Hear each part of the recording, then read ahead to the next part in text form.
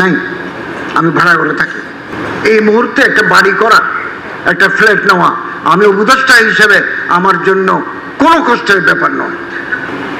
3 জিনিসের জন্য মানুষ পাগল হয়ে যাবে, মানুষ হোশ থাকবে না। 3 জিনিস: ক্ষমতা, পাওয়ার; 2 জায়গা জমি টাকার প্রতি ভালোবাসা; 3 সেক্সের প্রতি ভালোবাসা।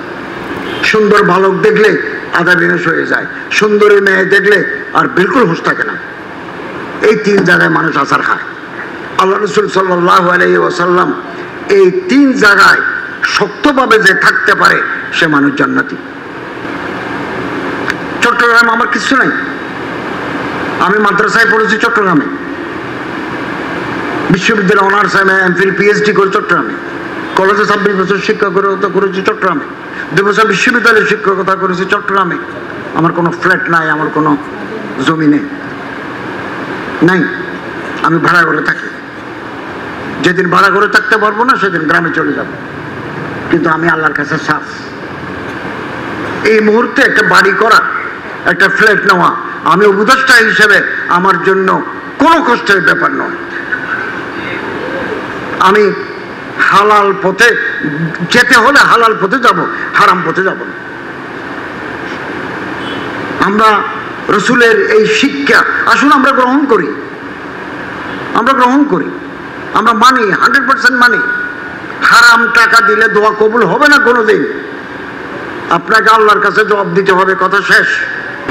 উনি জানতে চেয়েছেন পৃথিবীর কোন কোন দেশে নবীর তালিম, সিরাতে রাসূল, আদর্শ কোন কোন দেশের মানুষ ফলো করে। জরিপ চালালেন অনেক দিন, এটা তার গবেষণা, রিসার্চ। আপনি অবাক হবেন, 57 নম্বরে মালয়েশিয়া। সৌদি আরব নিচে, 100-এর নিচে। তো রসুল কি বলে গেছেন? রসুলের উম্মতরা কি করে এখন? কি করে? আমরা তওবা করে ফেলবো। তওবা মানে কি? আল্লাহ আল্লাহ।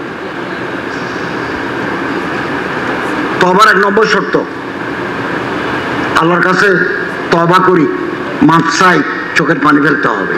2 গুনাহ ছেড়ে দিতে হবে। 3 এই গুনাহ আগামী দিনে করবো না, আল্লাহর সাথে ওয়াদা করতে হবে। 4 গুনার ক্ষতিপূরণ দিতে হবে। ক্ষতিপূরণ কি? সুদ খাই, ঘুষ খাই, মুদ খাই, যে সম্পত্তি জোগাড় করছি এগুলো বিক্রি করে পাওনাদারকে ফেরত দিতে হবে। আমাকে আপনাকে কবরস্থানে দিয়ে আসবে। এতে আমার এক আত্মীয় মারা গেল, আমি ছিলাম ঢাকায়, উনি আমার ওসিয়ত করে, ডাক্তার ওসিয়ত করে গেছেন আমি যেন ওর জানাজা পড়াই। তো আমার খুব খারাপ লাগলো। আমি বললাম যে একটু লেট করেন, আমি আসলাম, কক্সবাজার হয়ে গেছি। ওনারে দাফন করলে পাহাড়ের ভিতরে,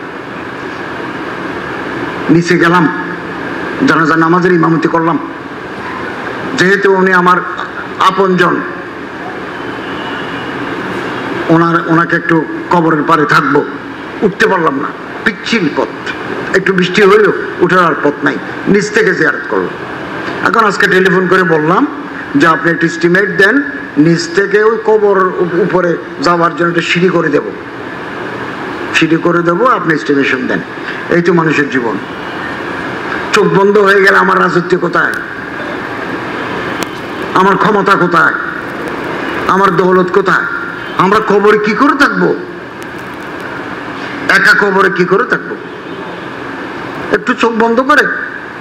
এত বড় একটা বই আছে, যারা উর্দু জানেন উর্দু কিনেন, যারা বাংলা জানেন বাংলা কিনেন। মরনে কে বাদ ক্যা হোগা, মৃত্যুর পরে কি হবে।